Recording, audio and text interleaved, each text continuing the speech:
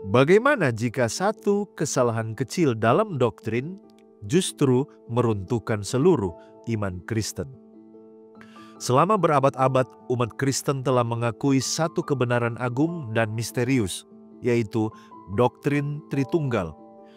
Allah adalah 3 pribadi, setiap pribadi adalah Allah sepenuhnya, dan hanya ada satu Allah.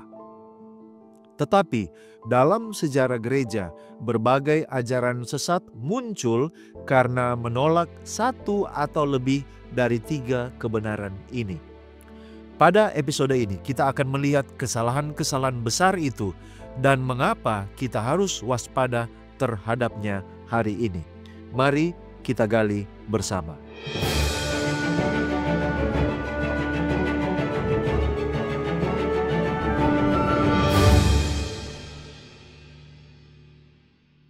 Mari kita lihat ajaran-ajaran yang menyimpang. Yang pertama yang disebut modalisme, menolak bahwa Allah adalah 3 pribadi. Modalisme mengajarkan bahwa Allah adalah satu pribadi yang menyatakan diri dalam 3 mode atau peran berbeda.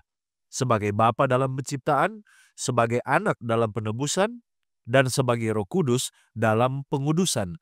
Artinya Bapa, Anak, dan Roh Kudus bukan 3 pribadi yang berbeda, tetapi hanya penampilan atau manifestasi Allah yang sama dalam waktu yang berbeda.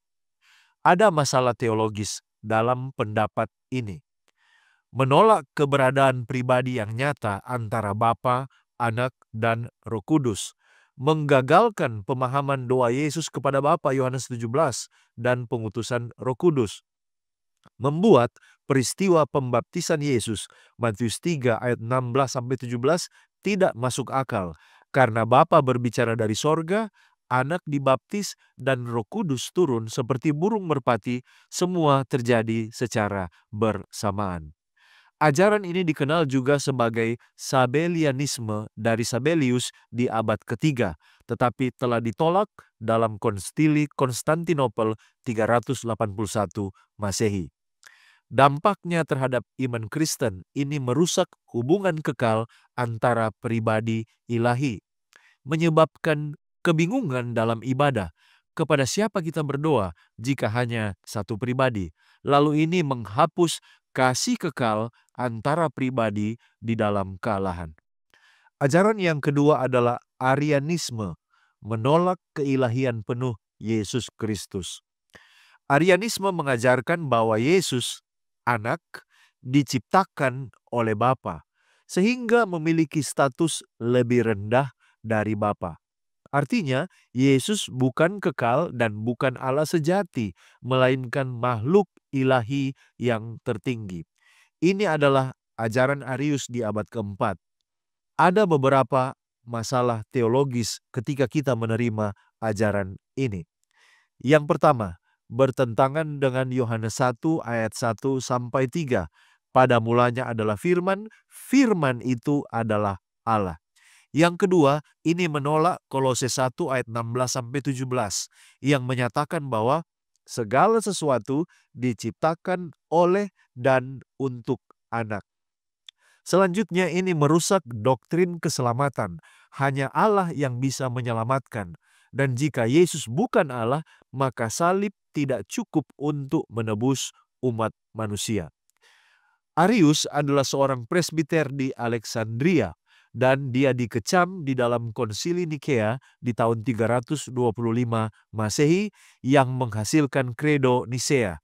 Anak itu sehakikat dengan Bapa atau homoiousios. Apa dampaknya terhadap iman Kristen?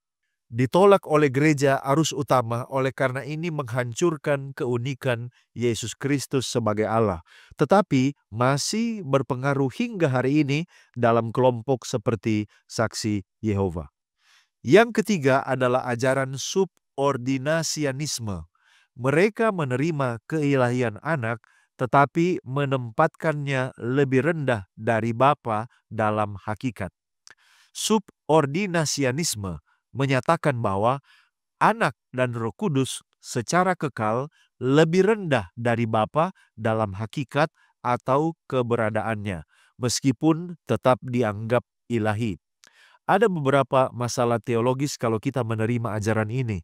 Yang pertama, merendahkan keesaan hakikat dalam Trinitas.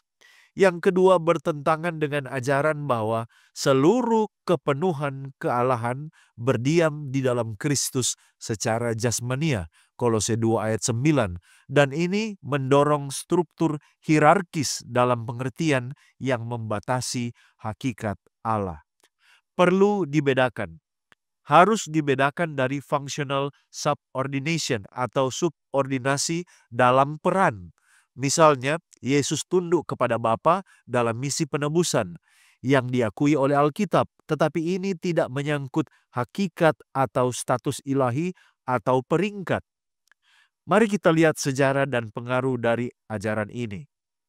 Terkadang ajaran ini muncul dalam tulisan-tulisan awal sebelum Konsili Nisea. Dan ini kembali diperbincangkan dalam debat modern terkait gender dan trinitas. Tetapi mayoritas teolog menolak ajaran ini secara lengkap. Ajaran yang keempat adalah adopsianisme, menolak keilahian kekal dari Allah Anak.